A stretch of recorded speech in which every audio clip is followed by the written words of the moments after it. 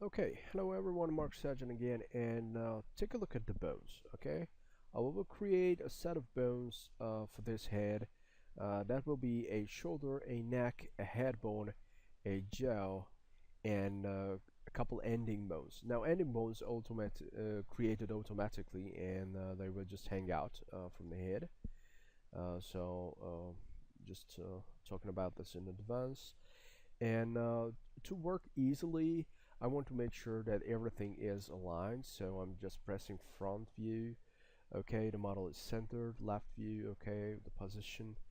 Because when I start moving and creating the bones, I will work on this left view. Now, to make it easier, uh, I will just go to perspective. I don't need the eyes now, so I will select the eyes, right click and hide selection. Where do we go? Hide selection. All right. Head is selected. It is called box. I don't really like this name, so I will rename it to um, C head, and that's C head mesh because this will be the body that we just created. And I will turn it to Alt X to make it a see-through, and I will also freeze it down because I don't want to mess or move it accidentally. So once I have this Alt X freeze mode, see-through mode turned on, I will select the model, keep the selection, right click and freeze selection. Okay, now going back to the left view and start creating bones. Now bones are created from the create panel and going to the right side to the systems, and we have bones here. Now bones, the creation method is actually quite similar to a lasso tool. So when you start, you just tapping on start the bone, dragging away the cursor. This will be the shoulder bone, okay? And then I'm hitting on again, and I will create the next joint, the next pivot point accurately, and going into here to center of movement. Now center of movement, thinking in anatomy, okay? So this is the point where the last vertebrae meets with the skull.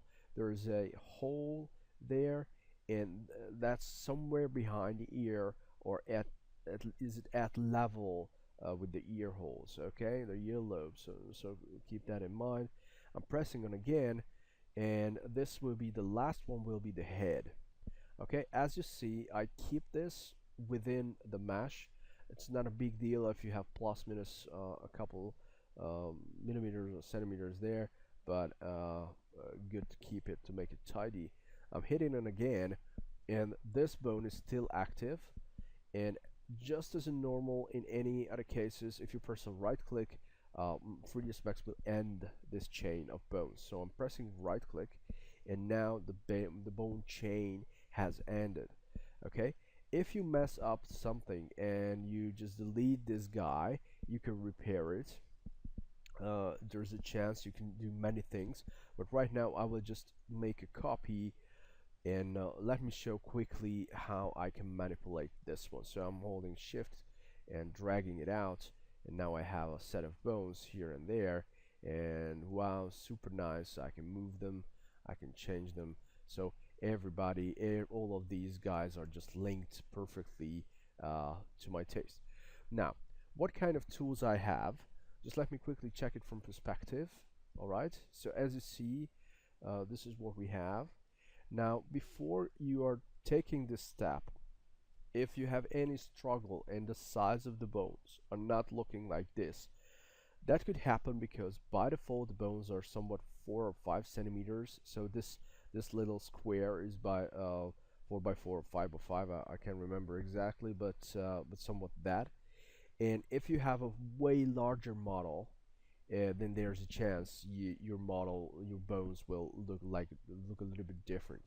Now another thing, when you are dealing with a model, of course you have to reset it first. I will do that later on, but right now I would just create the bones. Okay, so going back to the left view, and there's a tool for editing bones. So if you messed up something, you can always use that. Now I will go into animation, and here we have bone tools. Now bone tools turning on. Uh, So depending on the 3dsmax version, it had a couple bugs. So I like to always telling people that when you are turning on bone edit mode, do your job and then turn off bone edit mode and don't leave it on. Okay, don't leave it on. When you are done with the modification that you want, just turn it off and close if you want. Okay, but don't just close it and leave it in edit mode. All right, now what I will do is I would just leave it as it is, so there's no bone edit mode turned on.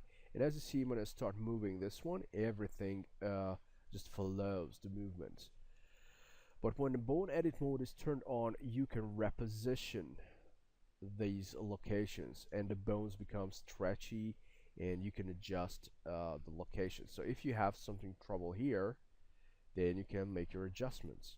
Okay, so for example, my root bone here is not oriented that nicely, so I will make this change. Okay, this is the neck, this is quite nice.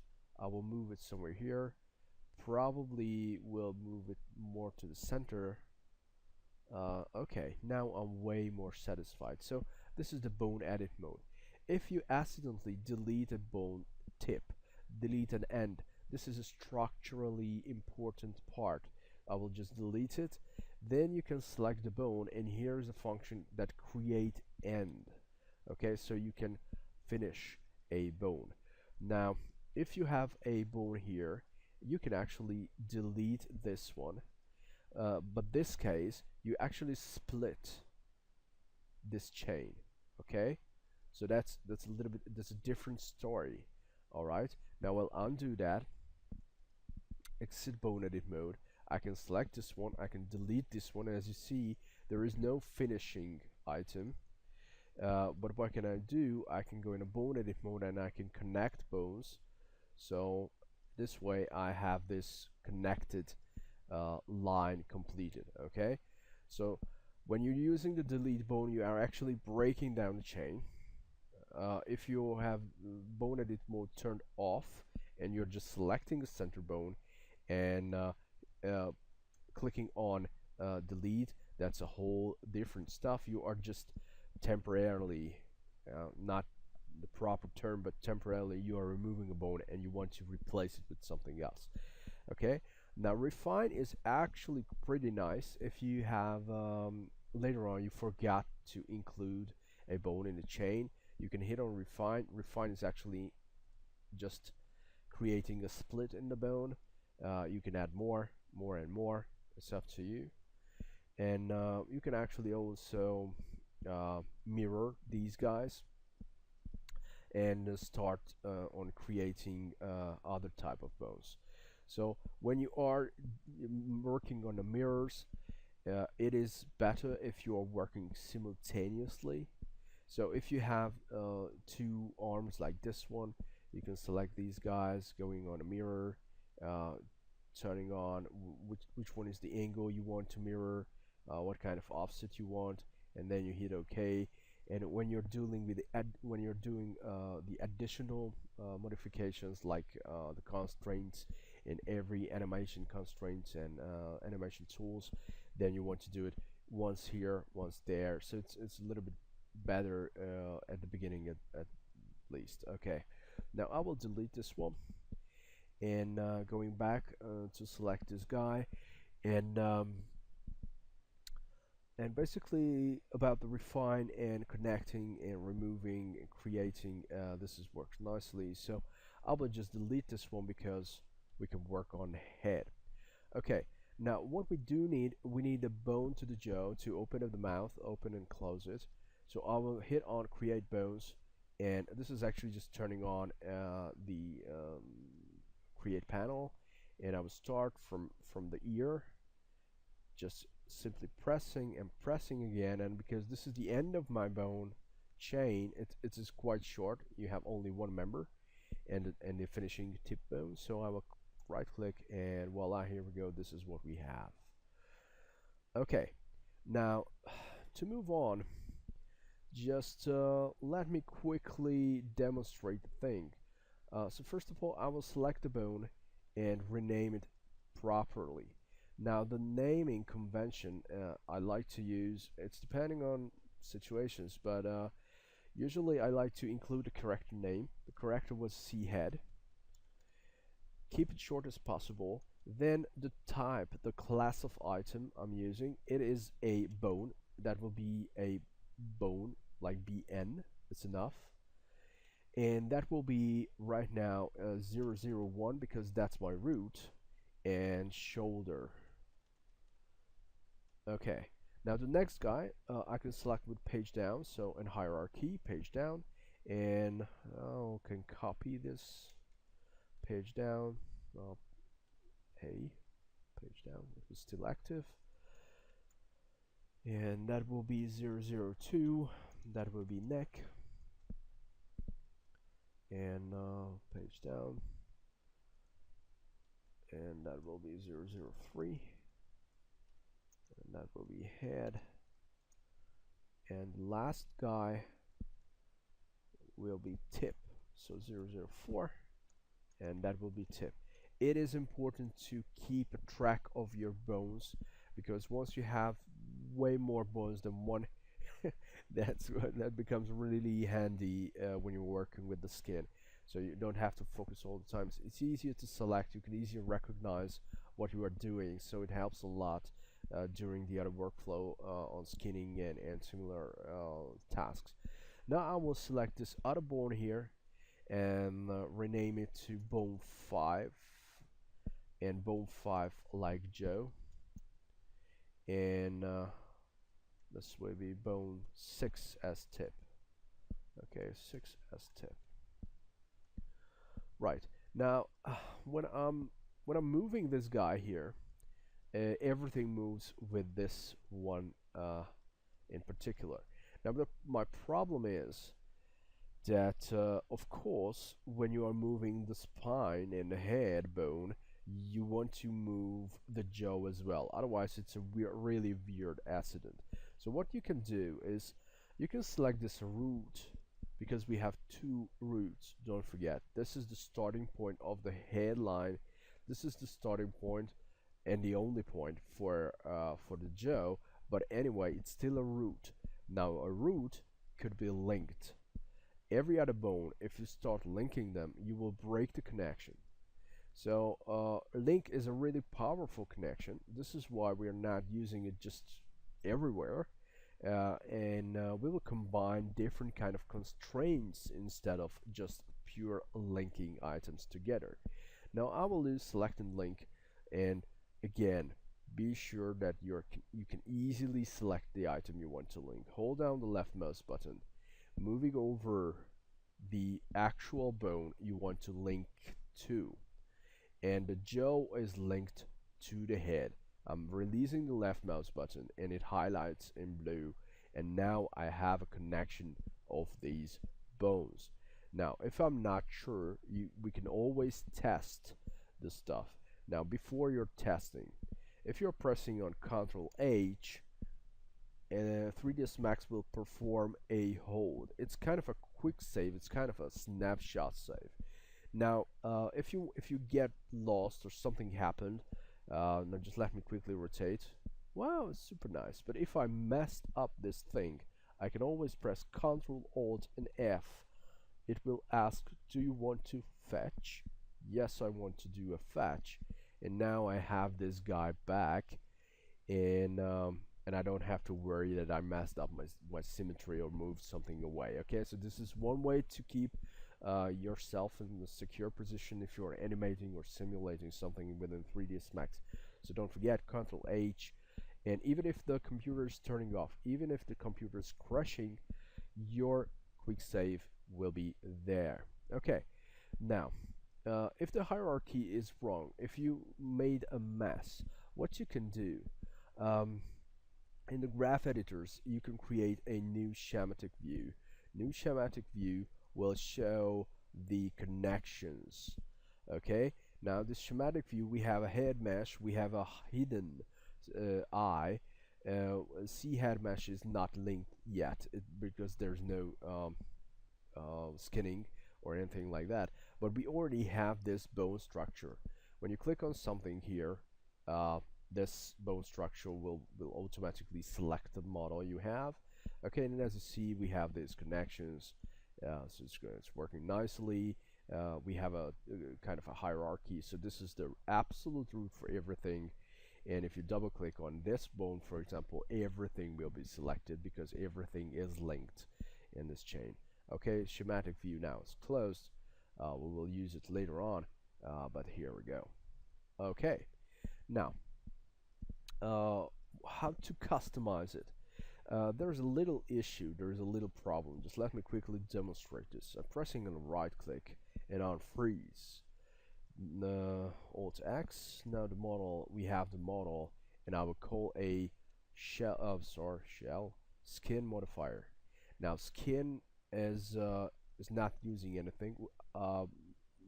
Okay, I will be quite quick, so without that much explanation, so don't be surprised, but this is just for demonstration again, just for quickly tell you why we are doing the upcoming steps. Now I have a couple envelopes. Now these envelopes are actually estimated orientations based on the recent layout of your bones. Now the first step of skinning will start with aligning these guys, but it can be just as time consuming as everything in 3D. So if we want to make it a little bit faster, we can do a um, prevention kind of a task that can help the skinning to make it a little bit easier. Now here comes that part. So I will just select and delete the skinning, select the model Alt X, and freezing back again, so freeze selection. And I'm selecting the bones, and what I do need in animation, I need my bone tools, because there's a way to customize these bones by adding fins. So the purpose of the fins is to make the model easier a little bit to recognize. Okay, so when you Shift G, don't forget Shift G. So when you're turning off geometry and you have a couple fins here and there, it's much easier to recognize how the body is oriented in space. And on the other hand, when you are applying the skin modifier finally on the model, it's a little bit easier to use that as well, because the envelopes will be a little bit different, because they are respecting and recognizing that you have adjusted the fins this way. So I'm Shift G, back again, and side fins are turned on. The width is okay, and now I have to alter the tapering. Okay, the names are a little bit weird, but it's called taper here, not just in size and not length. Okay, probably the taper needs to be a little bit higher. Okay, that's fine. I need a front fin. The front fin is actually my back at the moment. It is, don't be surprised, it is depending on which viewport was the original where you created the bones. So if you're working from the front, that will be different. If we are working from the left, that will be different. So we have this front fin that is actually a back fin. Adjust the size. Yeah, here we go. I just want to keep it within the mesh. Okay, you don't have to fulfill everything, right? So these are just volume guides.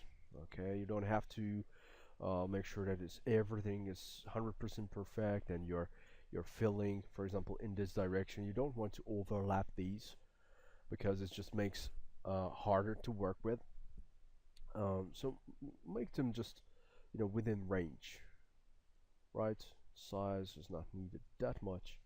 Okay, this is fine. Now go back to the neck, leveling up, and this is actually the same. Now, if you have a longer chain, for example, you have a ponytail or tail, or you're doing these for kind of a clothing bones or any kind of a props, then you might want to copy and paste these features. So you can always select one bone, click on copy, select the head bone, and going on paste. And now I have the initial settings They are actually the same. Alright, I'm satisfied pretty much with the front fin. The back fin, yeah, that's cool. Size of the back fin and the taper, I don't want to overlap, so I will strictly do this. And yeah, maybe, okay, even shorter. That's nice, that's quite nice. Okay, in this case, there's the jawbone. Jawbone needs no front and back fins. Side is absolutely enough. Increase it, and maybe the taper needs to be adjusted. Alright, but this way I can just easily recognize the width of the face, so if I don't see the geometry, I can still have a feel of the outline of the figure. That's nice. Now go back to the head. Of course, we need to adjust the sides a little bit more accurately and a little bit higher. That's fine. This guy, I prefer this way. Front fin is there. Way too much. Make it lower. That's it. And make this one higher. And the back fin is actually the front orientation. And keep it tight. Yeah, somewhat to the eyes. Okay, fine. That's it. Now, it's a good habit if you add colors to the bones, because otherwise it's just quite hard sometimes to work with them. Uh, right now, we will use controllers, so there's not much of a point, but just let me quickly show how this works. You have a section for bone coloring, and whenever you select a bone, you can hit on and change the color the way you wish, and voila, here we go. Now, to make it a little bit more nicer, you can actually double click on your root. Now this selects everything, and you can go with a start color, and I like to use some kind of a reddish here, and okay, so that will be the start color, probably a little bit darker red. Yeah, okay, a little bit more full, and end color, why not yellowish. Okay, and when you hit apply gradient, but you have to select more bones. Okay, if you have no just one bone selected, apply gradient is not working, so you have a chain of selection. Apply gradient, and automatically, just let me quickly show you, it creates the colors in a hierarchy, so it transfers and applies gradient along the chain. This is quite nice and easy to recognize, easy to work with. Now you know the shoulder is red, so it's a little bit more handy. Okay, Shift G back again, and I'm closing the bone tools. The bones are ready, and the next part will be about setting up the controllers for the bones. Okay, thank you and welcome.